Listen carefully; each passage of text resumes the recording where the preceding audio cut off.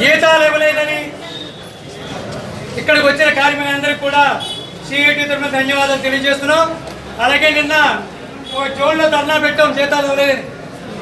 పెడితే మేనేజ్మెంట్ చెప్తుంది గతంలో ఎప్పుడూ లేదు, కాంట్రాక్ట్ కార్మికులు మేము ఇంత కష్టపడుతున్నాం కదా మాకెందుకు జీతాలు వేయలేదంటే ఒక మేనేజర్ అంటాడు మాకు స్క్రాప్ ఉంది, ఆ స్క్రాప్ అమ్మి మనకి జీతాలు వేస్తాడు.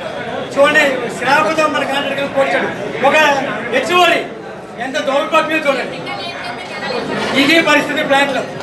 రాబోయే కాలంలో ఇలా జీతాలు కూడా లేటుగా వేసే పరిస్థితి అనేది ఉంటుంది. కాబట్టి ఇలా పోరాటాలకుండా పోరాడే ప్రతి కార్మికుడు ఉండాలి. కాబట్టి గుర్తుపెట్టుకోవాలి, కాంట్రాక్ట్ వచ్చిన కాంట్రాక్ట్ స్టార్ట్ చేసిన 3 నెలలు ఆ కాంట్రాక్ట్ సొంత డబ్బులతో జీతాలు పూర్తిగా ఇవ్వాలి అని కాంట్రాక్ట్లో టెండర్లో ఉంది.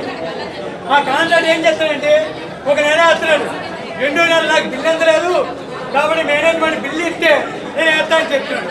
మీరు ఒకటే అడగండి, కాంట్రాక్ట్ స్టార్ట్ చేసిన 3 నెలలు కూడా కాంట్రాక్ట్ సొంత డబ్బులతోనే కాంట్రాక్ట్ జీతాలు ఇవ్వాలి. అది కాంట్రాక్ట్లో ఉన్న డిమాండ్. కాబట్టి రాబోయే కాలంలో ఇలాంటి పోరాటానికి సిద్ధంగా ఉండాలి. అలాగే చాలామంది ఏదో యాత్రలే కాంట్రాక్ట్ మీద ప్రేమ, మేనేజ్మెంట్ ప్రేమ ఇవన్నీ వదులుకోండి. కాంట్రాక్ట్ ఎప్పుడు కూడా ఐక్యతగా ఉంటేనే ఇలాంటి హక్కులను సాధించుకోగలం.